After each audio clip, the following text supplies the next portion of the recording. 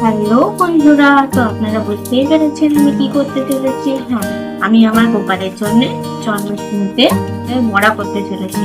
তো দেখুন, আমি প্রথমে তালগুলো এরকম ভাবে চটকে নেবো। তো দেখুন, আমি অল্প এখানে জল নিয়ে তালগুলোকে ভাবে মেখে নিচ্ছি।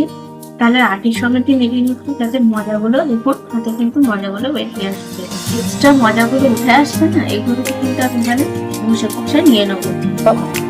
এবার আমি তালটাকে ঘষে ঘষে এই মজাগুলোকে বের করে নিচ্ছি। আমি আমার মতো করে ঘষে নিচ্ছি, আপনারা যেভাবে পারবেন সেভাবে ঘষে নেবেন।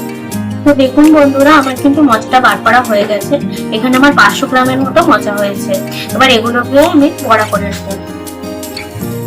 তো বন্ধুরা দেখুন, এবার আমি এর মধ্যে নিয়ে নেবো 1 বাটি আটা।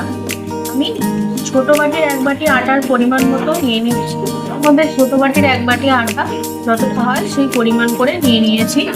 আর তার সেই 1 বাটি চিনি আমি নিয়ে নেব। আমি কিন্তু সেই পরিমাণ মতোই নিচ্ছি। ধরো আমি তেলটা গরম হওয়া পর্যন্ত অপেক্ষা করব। ধরো আমি এরকম ছোট ছোট করে বড়াগুলো কেটে নেব।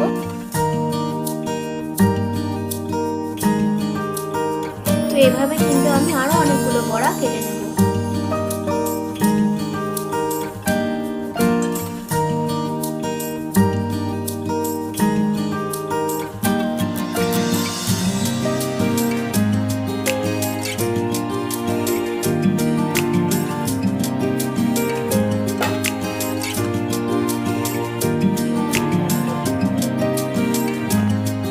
তো বন্ধুরা, আমি এইভাবে আরো কয়েকটি বড়া তৈরি করে নেব। তো বন্ধুরা, তৈরি হয়ে গেল আমাদের তালের বড়া। তাদের যদি আমার এই ভিডিওটা ভালো লেগে থাকে তাহলে আমাকে লাইক, শেয়ার এবং সাবস্ক্রাইব করুন। আর আমার এই ভিডিওটা কেমন লাগলো সেটা কমেন্টে জানান। এই দেখুন, আমার গপু খেতে শুরু করে দিয়েছে।